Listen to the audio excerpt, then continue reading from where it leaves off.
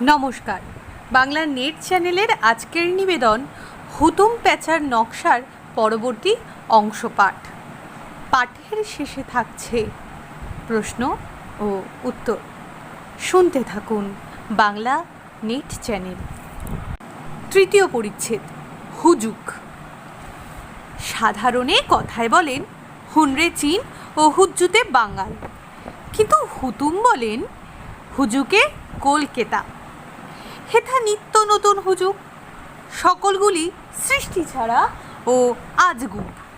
কোনো কাজকর্ম না থাকলে জ্যাঠাকে গঙ্গাযাত্রা দিতে হয়, সুতরাং দিবারাত্র হুঁকো হাতে করে থেকে গল্প করে, তাস ও বড় টিপে বাতকর্ম করতে করতে নিষ্কর্মা লোকেরা যে আজগুব হুজুক তুলবে তা বড় বিচিত্র নয়। পাঠক, যতদিন বাঙালির বেটার অকুপেশন না হচ্ছে, ততদিন সামাজিক নিয়ম ও বাঙালির বর্তমান গৃহস্থ প্রণালীর রিফরমেশন না হচ্ছে, ততদিন এই মহান দোষের মূলোচ্ছেদের উপায় নাই।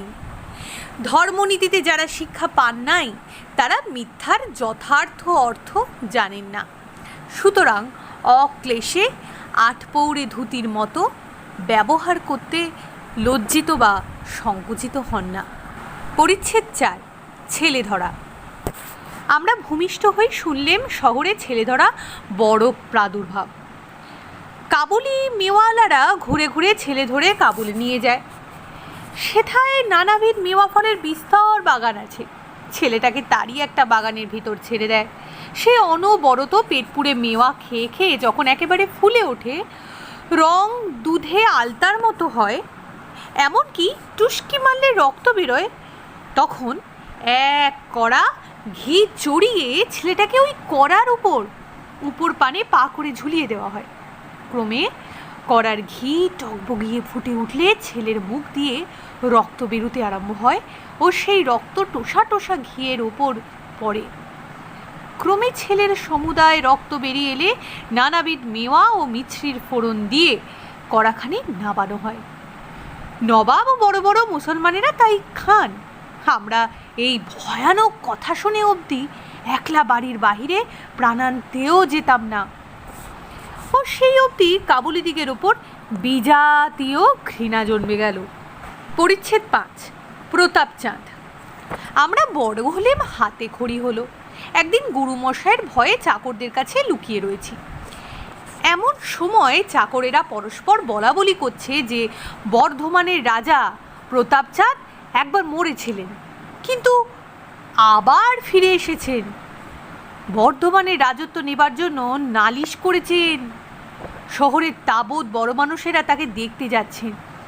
এবারে পরাণবাবুর সর্বনাশ, পুষ্যিপুত্তুর নামঞ্জুর হবে। নতুন জিনিস হলেই ছেলেদের কৌতূহল বাড়িয়ে দেয়। শুনে অবধি আমরা অনেকের কাছে খুঁটরে খুঁটরে রাজা প্রতাপচাঁদের কথা জিজ্ঞাসা করতে। কেউ বলতো তিনি একদিন এক রাত জলে ডুবে থাকতে পারেন। কেউ বলতো তিনি গুলিতে মরেননি, রানী বলেছেন তিনিই রাজা প্রতাপচাঁদ। ঘুড়ি ওড়াতে গিয়ে লকে কান কেটে গিয়েছিল, সেই কাটাতেই তার ভগিনী চিনে ফেললেন। কেউ বললে তিনি কোনো মহাপাপ করেছিলেন, তাই যুধিষ্ঠিরের মতো অজ্ঞাতবাসে গিয়েছিলেন। বাস্তবিক তিনি মরেননি। অম্বিকা কালনায় যখন তারে দাহ করতে আনা হয়, তখন তিনি বাক্সের মধ্যে ছিলেন না, শুধু বাক্স পোড়ানো হয়। শহরে বড় হুজুক পড়ে গেল। প্রতাপচাঁদের কথাই সর্বত্র আন্দোলন হতে লাগলো। কিছুদিন এই রকমই যায়। একদিন হঠাৎ শোনা গেল সুপ্রিম কোর্টের বিচারে প্রতাপচাঁদ জাল হয়ে পড়েছেন। শহরের নানাবিধ লোক, কেউ সুবিধে কেউ কুবিধে। কেউ বললে তিনি আসল প্রতাপচাঁদ নন, কেউ বললে ভাগ্যি দ্বারিকানাথ ঠাকুর ছিলেন, তাই জাল প্রুভ হলো। তা না হলে পরাণবাবু টেরটা পেতেন। এদিকে প্রতাপচাঁদ জাল সাব্যস্ত হয়ে বরানগরে বাস করলেন। সেথা জরুক হলেন। খানকি ঘুষকি ও গেরস্থ মেয়েদের মেলা লেগে গেল। প্রতাপচাঁদ না পারেন হেন কর্মই নাই। ক্রমে চলতি বাজনার মতো প্রতাপচাঁদের কথা আর শোনা যায় না। প্রতাপচাঁদ পুরনো হলো, আমরাও পাঠশালে ভর্তি হলে। ষষ্ঠ পরিচ্ছেদ, মহাপুরুষ। পাঠক, পাঠশালা জমালয় হতেও ভয়ানক। পণ্ডিত ও মাস্টারকে যেন বাঘ বিবেচনা হচ্ছে। একদিন আমরা স্কুলে 1টার সময় ঘোড়া খেলছি। এমন সময় আমাদের জলতলা বুড়ো মালি বললে যে ভূ কৈলাসে রাজাদের বাড়ি একজন মহাপুরুষ এসেছেন। মহাপুরুষ সত্যযুগের মানুষ, গায়ে বড় বড় অশ্বত্থ গাছ ও উইয়ের ঢিবি হয়ে গিয়েছে। চোখ বুজে ধ্যান করছেন। ধ্যান ভঙ্গ হয়ে চক্ষু খুললেই সমুদয় ভস্ম করে দেবেন। শুনে আমাদের বড় ভয় হলো। স্কুলে ছুটি হলে আমরা বাড়িতে এসে মহাপুরুষের বিষয় ভাবতে লাগলে। লাট্টু, ঘুড্ডি, ক্রিকেট, পায়রা পড়ে রইল। মহাপুরুষ দেখবার ইচ্ছা ক্রমে বলবতী হয়ে উঠল। শেষে আমরা ঠাকুরমার কাছে গেলুম।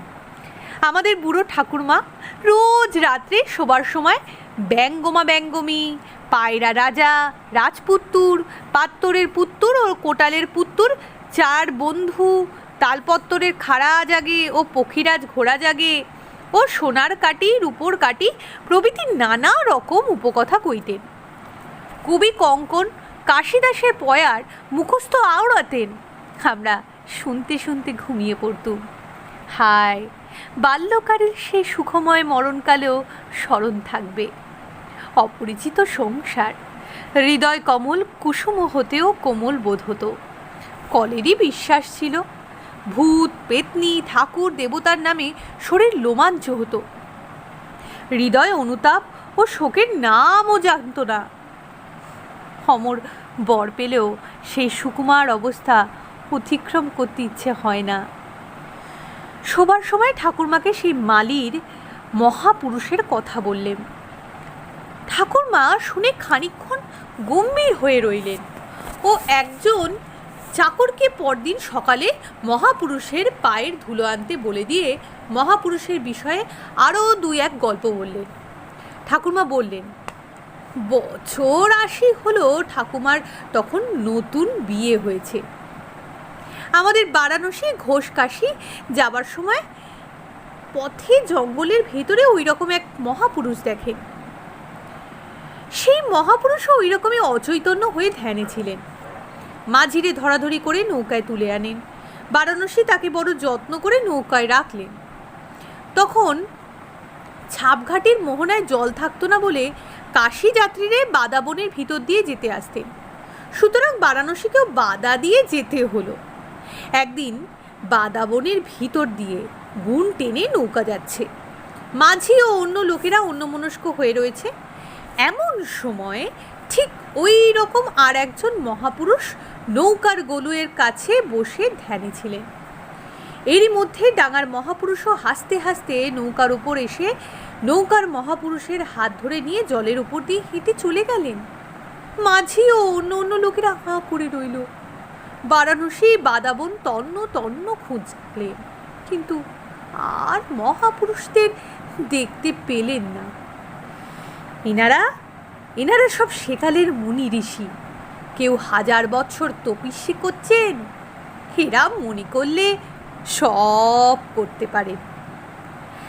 আর একবার ঝিলিপুরের দত্তরা সুন্দরবন আবাদ করতে করতে 30 হাত মাটির ভিতরে এক মহাপুরুষ দেখেছিল।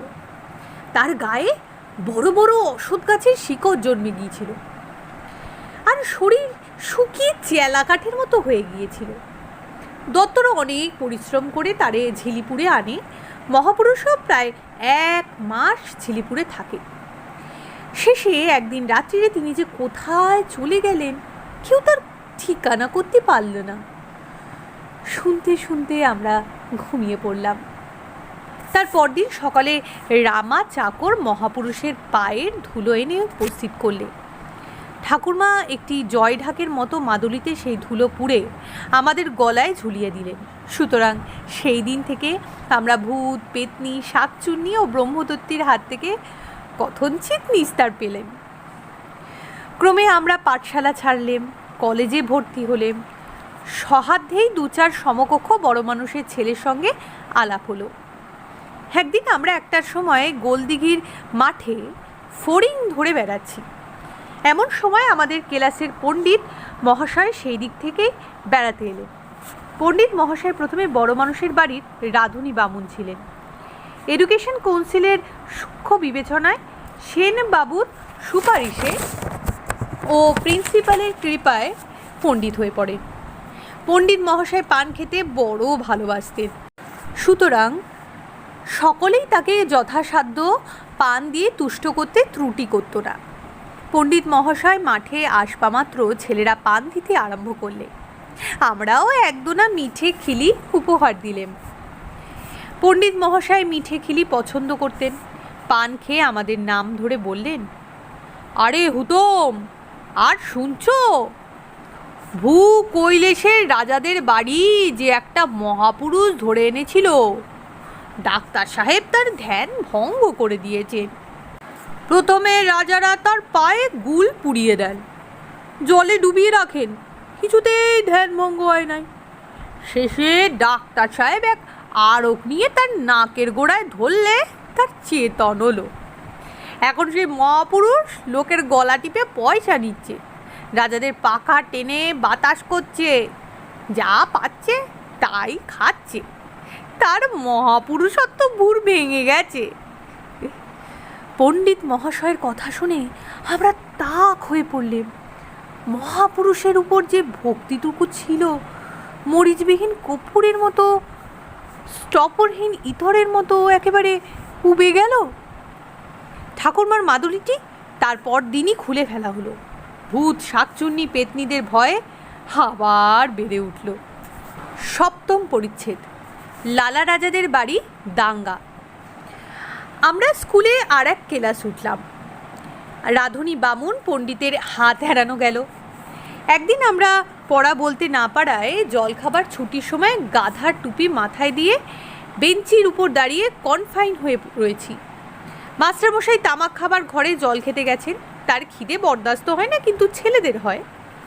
একজন বামুন বাবুদের বাড়ির ছোট বাবুর মুখে শ্যামা পাখির বোল বকবক বকম বকম করে পায়রার ডাক ডেকে বেড়াচ্ছেন। ও পনির টাট্টু সেজে কদম দেখাচ্ছেন। এমন সময় কাশীপুর অঞ্চলের একজন ছোকরা বললে, কাল বৈকেলে পাকপাড়ার লালাদ বাবুদের শ্রী বিষ্ণু আজকাল রাজা, লালা রাজাদের বাড়ি একদল গোড়া মাতাল হয়ে এসে 4-5 জন দারোয়ানকে বর্ষায় বিঁধে গিয়েছে। রাজারা ভয়ে হাসন হোসনের মতো একটা পুরনো পাতকর ভিতর লুকিয়ে পান রক্ষা করেছেন। বোধহয় কেবল গিরগিটের অপ্রতুল ছিল। আর একজন ছোকরা বলে উঠল, আরে আরে তা নয়, তা নয়, আমরা দাদার কাছে শুনেছি রাজাদের বাড়ির সামনে গাছে একটা কাক মরেছিল, তাই রাজাদের জমাদার সাহেবদের মারতে এসে। আর একজন ছোকরা দাঁড়িয়ে উঠে আমাদের মুখের কাছে হাত নেড়ে বললে, আরে না হে না, ওসব বাজি কথা, আমারও বাড়ি টালাতে। রাজাদের বাড়ির পিছনে যে বড় পগারটা আছে জানো, তারই পাশে যে পচা পুকুর, সেই আমাদের বাড়ির খিড়কি। রাজাদের একজন আমলার ভাই ঠিক বানরের মতো মুখ, তাই দেখে একজন সাহেব ভেঙচেছিল, তাতেও আমলাও ভ্যাংচায়। তাতেই তো সাহেবরা বন্দুক পিস্তল নিয়ে দলবল সমেত এসে গুলি করে। এইরূপে অনেক রকম কথা চলেছে। এমন সময় মাস্টারবাবু তামাক খাবার ঘর থেকে এলেন। ছোটবাবুর পনিটাট্টুর কদম ও বকবকম বন্ধ হয়ে গেল। রাজারা বাঁচলেন ঢং ঢং করে। 2টো বাজলে কেলাস বসে গেল। আমরাও জল খেতে ছুটি পেলাম। আমরা বাড়ি গিয়ে রাজাদের ব্যাপার অনেকের কাছে আরও ভয়ানক রকম শুনলাম। বাঙ্গালা কাগজওয়ালারা একদল গোড়া বাজনা বাজিয়ে যাইতেছিল। দলের মধ্যে একজনের জল তৃষ্ণা পেয়েছিল। রাজাদের বাড়ি যেমন জল খেতে যাবে, জমাদার গলা ধাক্কা মারিয়া বাহির করিয়া দেয়, তাহাতে সঙ্গের কর্নেল গুলি করতে হুকুম দেন প্রভৃতি নানা আজগুবি কথায় কাগজ পোড়াতে লাগলেন। শহরের পূর্বের বাংলা খবরের কাগজ বড় চমৎকার ছিল। অনেক বাবুর মতো দাতাকে অমুক বাবুর মার শ্রদ্ধে ক্রোড় টাকা ব্যয়, বাবু মুচ্ছুদি মাত্র, অমুক মাতাল জলে ডুবে মরে গেছে, অমুক বেশ্যার নথ খোয়া গিয়েছে, সন্ধান করে দিতে পারলে সম্পাদক তার পুরস্কার স্বরূপ তারে নিজে সহকারী করবেন প্রভৃতি আলতো কথাতেই পত্র পুরোতেন। কেউ গাল দিয়ে পয়সা আদায় করতেন, কেউ পয়সার প্রত্যাশায় প্রশংসা করতেন। আজকালও অনেক কাগজের চোরাগোপ্তান চলে। শেষে সঠিক শোনা গেল যে একজন দারোয়ানকে একজন ফিরিঙ্গি শিকারী বাত বিতণ্ডায় ঝগড়া করে গুলি করে। পরিচ্ছেদ ৮। খ্রিস্টানি হুজুক। পাকপাড়ার রাজাদের হাঙ্গামা চুপতে চুপতে হুজুর উঠল। রঞ্জিত সিংয়ের পুত্র দলীপ ইস্যু মন্ত্রে দীক্ষিত হয়েছে, তার সঙ্গে সমুদায় শিখেরা খ্রিস্টান হয়েছেন ও ভাটপাড়া জনকতেক ঠাকুরও খ্রিস্টান হবেন। ভাটপাড়া গুরুগোষ্ঠীরে প্রকৃত হিন্দু, তারা খ্রিস্টান হবেন শুনে অনেকে চমকে উঠলেন। শেষে ভাটপাড়ার বদলে পাথুরেঘাটার শ্রীযুক্তবাবু প্রসন্ন ঠাকুরের পুত্র বাবু জ্ঞানেন্দ্রমোহন বেরিয়ে পড়লেন। সমধর্মা কৃষ্ণমোহন কন্যা উৎসুগ্য করে দিলেন। এরও অভাব রইল না। শহরে যখন যে পড়তা পড়ে শিগগির তার শেষ হয় না। সেই হিরিকে একজন স্কুল মাস্টার, কালীঘাটে হালদার, একজন বেনে ও কায়স্থ খ্রিস্টান দলে বাড়ল। 2-4জন বড় বড় ঘরের মেয়ে মানুষও অন্ধকার থেকে আলো এলেন। শেষে অনেকের চাল ফুঁড়ে আলো বেরোতে লাগলো। কেউ বিষয় বঞ্চিত হলেন, কেউ কেউ অনুতাপ ও দুরবস্থার সেবা করতে লাগলেন। খ্রিস্টানি হুজুক রাস্তায় চলতি লণ্ঠনের মতো প্রথমে আশপাশ আলো করে শেষে অন্ধকার করে চলে গেল। আমরাও ক্রমে বড় হয়ে উঠলে স্কুল আর ভালো লাগে না। 9ম পরিচ্ছেদ। মিউটিনি। পাঠকগণ, একদিন আমরা মিছিমিছি ঘুরে বেড়াচ্ছি, এমন সময় শুনলেম পশ্চিমের সিপাহীরে খেপে উঠেছে। নানা সাহেবকে চাই করে ইংরেজদের রাজত্ব নেবে, দিল্লিরে নেড়ে চিফ, আবার দিল্লীশ্বরে বা জগদীশ্বরও বা হবেন। ভারী বিপদ। শহরে ক্রমে হুলুস্থুলু পড়ে গেল। চুনোগলি ও কোষাইটোলার মেটে ইদ্রুস, পিদ্রুস, গমিস, ডিস প্রভৃতি ফিরিঙ্গিরে খাবার লোভে ভলেন্টিয়ার হলেন। মাথালো বাড়িতে গোড়া পাহারা বসলো। নানা রকম অদ্ভুত হুজুক উঠতে লাগলো। আজ দিল্লি গেল, কাল কানপুর হারানো হলো। ক্রমে পাশাকালার হার জেতার মতো ইংরেজরা উত্তর পশ্চিমে প্রায় সমুদয় অংশই বেদখল হলেন। বিবি, খুদে ছেলে এবং মেয়েরা মারা গেল। শ্রীবৃদ্ধিকারী সাহেবেরা, হিন্দুর দেবতা পঞ্চানন্দের মতো, বড় ছেলের কিছু করতে পারলেন না। ছোট ছেলের ঘাড় ভাঙবার হুজ্জুক পেলেন।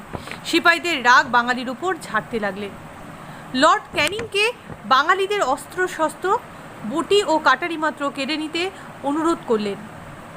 বাঙালিরা বড় বড় রাজকর্ম না পায় তারও তদ্বির হতে লাগলো। ডাকঘরের কতগুলি নেড়ে পেয়েদার অন্ন গেল।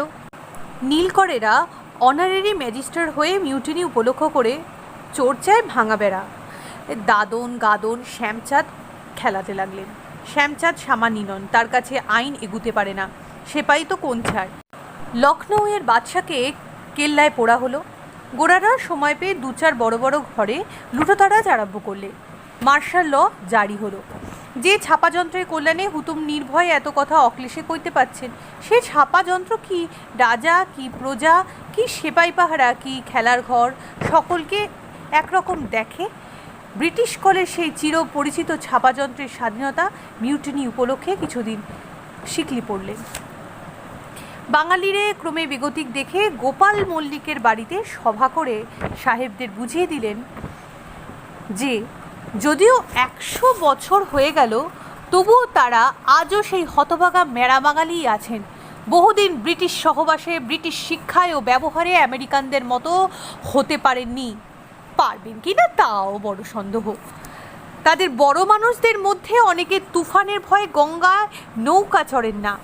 রাত্রিরে প্রস্রাব করতে উঠলে স্ত্রীর বা চাকর চাকরানির হাত ধরে ঘরের বাইরে যান।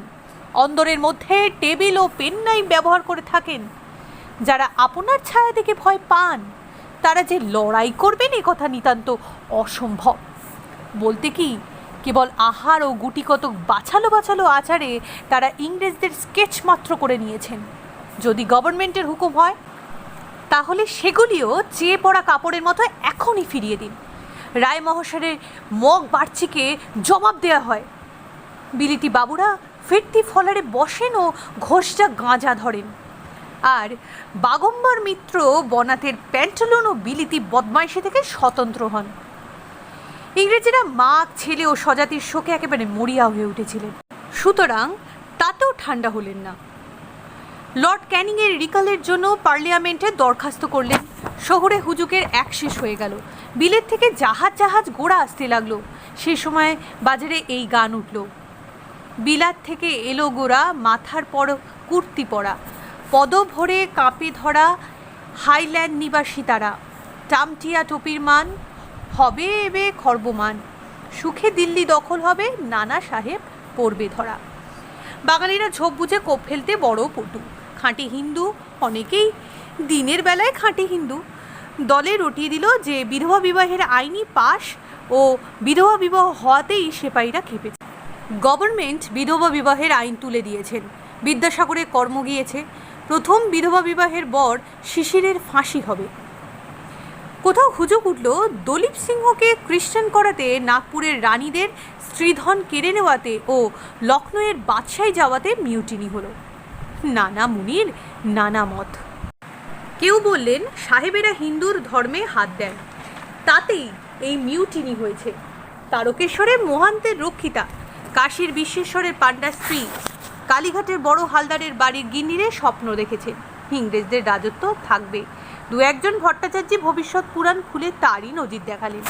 ক্রমে সিপাহীর হুজুকের বাড়তি কমে গেল।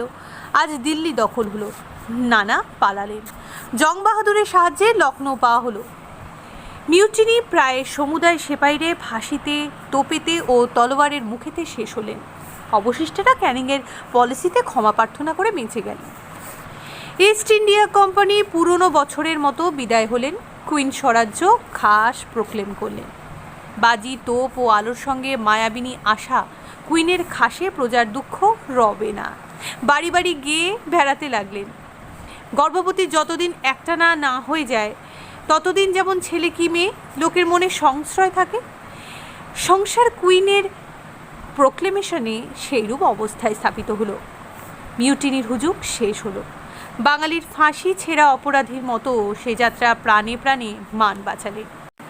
কারু নিরপরাধে প্রাণদণ্ড হলো, কেউ অপরাধী থেকেও জায়গির পেরে। অনেক বামুনে কপাল ফুলে উঠল, যখন যার কপাল ধরে ইত্যাদি কথার সার্থকতা হলো। রোগ, শোক ও বিপদে যেমন লোকে পতিগত স্ত্রীর মূল্য জানতে পারে, সেইরূপ মিউটিনির উপলক্ষে গভর্নমেন্টও বাঙালি শব্দের কথঞ্চিত পদার্থ জানতে অবসর পেলেন। স্ত্রীবৃদ্ধিকারীরা আশা ও মানভঙ্গে অন্তরে বিষম জ্বালায় জ্বলিতেছিলেন। এক্ষণে পোড়া চোখে বাঙালিদের দেখতে লাগলেন। আমরাও স্কুল ছাড়লেম, বাঁচলেম, গায়ে বাতাস লাগলো। 10ম পরিচ্ছেদ, মরা ফেরা। আমরা ছেলেবেলাতেই জ্যাঠার শিরোমণি ছিলেম। স্কুল ছাড়াতে জ্যাঠামি ভাতের ফ্যানের মতন উঠলে উঠল। বোধহয় পাঠকেরা হুতুম পেঁচার নকশাতেই আমাদের জ্যাঠামির দৌড় বুঝতে পেরে থাকবেন। আমরা প্রলয় জ্যাঠা হয়ে উঠলেম। কেউ কেউ আদর করে চালাক দাস বলে ডাকতে লাগলেন। ছেলেবেলা থেকেই আমাদের বাঙ্গালা ভাষার উপর বিলক্ষণ ভক্তি ছিল, শেখবারও অনিচ্ছা ছিল না। আমরা পূর্বেই বলেছি যে আমাদের বুড়ো ঠাকুরমা ঘুমোবার পূর্বেই নানা প্রকার উপকথা কইতেন। কবি কঙ্কন, কৃত্তিবাস, কাশিদাসের পয়ার হাওড়াতেন। আমরাও সেইরূপ মুখস্থ করে স্কুলে, বাড়িতে ও মার কাছে আওড়াতেন। মা শুনে বড় খুশি হতেন ও কখনো কখনো আমাদের উৎসাহ দেবার জন্যে ফি পয়ার পিছু একটা করে সন্দেশ প্রাইজ দিতেন। অধিক মিষ্টি খেলে তোতলা হতে হয়। ছেলেবেলায় আমাদের এই সংস্কার ছিল, সুতরাং কিছু আমরা আপনারা খেতুম, কিছু কাক ও পায়রাদের জন্যে ছাদে ছড়িয়ে দিতুম। আর আমাদের মঞ্জুরি বলে দিব্যি একটি সাদা বিড়াল ছিল। কাল সকালে সেটি মরে গেছে, বাচ্চাও নাই, বাকি সে প্রসাদ পেত। সংস্কৃত শেখাবার জন্যে আমাদের একজন পণ্ডিত ছিলেন। তিনি আমাদের লেখাপড়া শেখাবার জন্যে বড় পরিশ্রম করতেন। ক্রমে আমরা 4 বছরে মুগ্ধবোধ পার হলেন। মাঘের 2 পাত ও রঘুর 3 পাত পড়েই আমাদের জ্যাঠামোর সূত্রপাত হলো। টিকি, ফোঁটা, ডাঙ্গা, বনাতওয়ালা, তুলো, ভট্টাচার্য দেখলেই তক্ক করতে যায়। ছোড়া গোছের ওই রকম বেয়ারা বেশ দেখতে পেলেই ত্বককে হারিয়ে চিকি কেটে নিই। কাগজে প্রস্তাব লিখি, পয়া লিখতে চেষ্টা করি ও অন্যের লেখা প্রস্তাব থেকে চুরি করে আপনার বলে অহংকার করি। সংস্কৃত কলেজ থেকে দূরে থেকেও ক্রমে আমরাও ঠিক একজন সংস্কৃত কলেজের ছোকরা হয়ে পড়লে। গৌরব লাভিচ্ছা হিন্দুকুশ ও হিমালয় পর্বত থেকেও উঁচু হয়ে উঠল।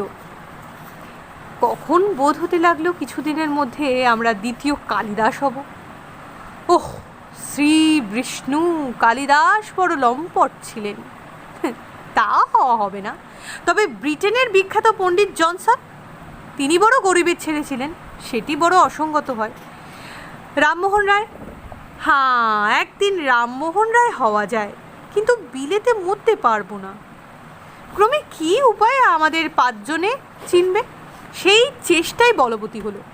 তারই সার্থকতার জন্য আমরা বিদ্যোৎসাহী সাজলাম, গ্রন্থাকার হয়ে পড়লাম। সম্পাদক হতে ইচ্ছে হলো, সভা করলেম, ব্রাহ্ম হলেম, তত্ত্ববোধিনী সবাই যাই, বিধবা বিয়ের দলাদলি করি ও দেবেন্দ্রনাথ ঠাকুর, ঈশ্বরচন্দ্র বিদ্যাসাগর, অক্ষয় কুমার দত্ত, ঈশ্বরচন্দ্র গুপ্ত প্রভৃতি বিখ্যাত লোকের দলের উপাসনা করি। আন্তরিক ইচ্ছা যে লোকে জানুক যে আমরাও ওই দলের ছোটোখাটো কেষ্টবিষ্টুর মধ্যে। হায়, অল্প বয়সে একবার অবিবেচনার দাস হয়ে আমরা যে সকল পাগলামো করেছি, এখন সেগুলি স্মরণ হলে কান্না ও হাসি পায়। আবার এখন যে পাগলামি প্রকাশ করছি, এর জন্য বৃদ্ধ বয়সে অনুতাপ তোলা রইল। মৃত্যুশয্যার পাশে যবে এগুলোর ভয়ানক ছবি দেখা যাবে, ভয়ে ও লজ্জায় শরীর দাহ করতে থাকবে, তখন সেই অনন্য আশ্রয় পরমেশ্বর ভিন্ন আর জুড়বর স্থান পাওয়া যাবে না।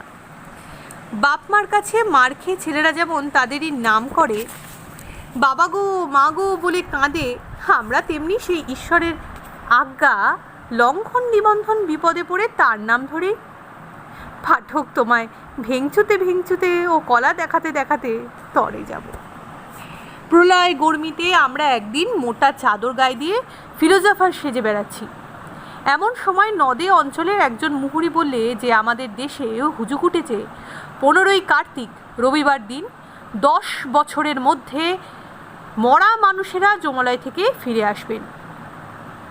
জন্মের মধ্যে কর্ম নিমুর চৈত্র মাসে রাসের মতো শহরের বেনেবাবুরা সিংহবাহিনীর ঠাকুরনের পালায় যেমন ছোট আদালতের 2-4 কয়েদি খালাস করেন, সেই রকম স্বর্গের কোন দেবতা আপনার ছেলের বিবাহ উপলক্ষে যমালয়ের কতগুলি কয়েদি খালাস করবেন। নদের রাম শর্মা আচার্যি স্বয়ং গুণে বলেছেন। আমরা এই অপরূপ হুজুক শুনে তাক হয়ে রইলেন। এদিকে শহরে ক্রমে গোল হয়ে উঠল 15ই কার্তিক মরা ফিরবে।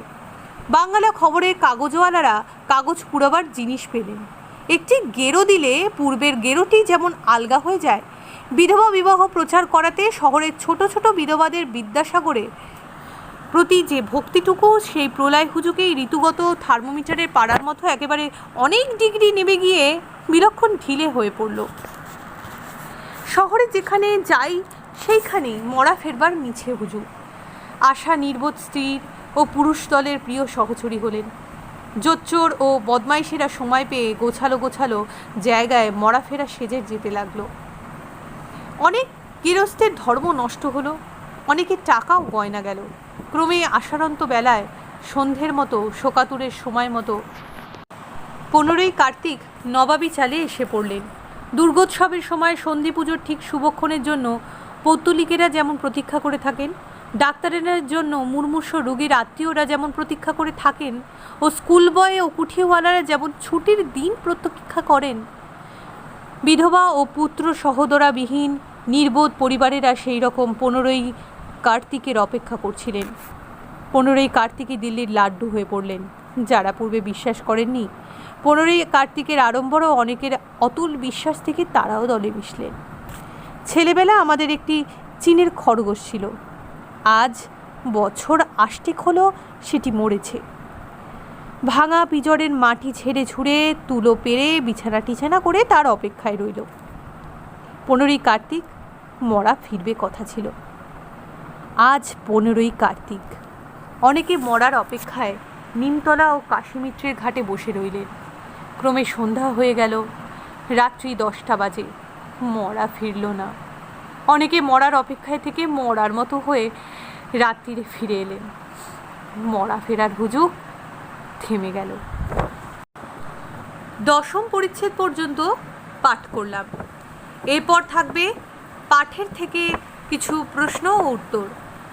আপনারা দেখতে থাকুন বাংলা নেট চ্যানেল।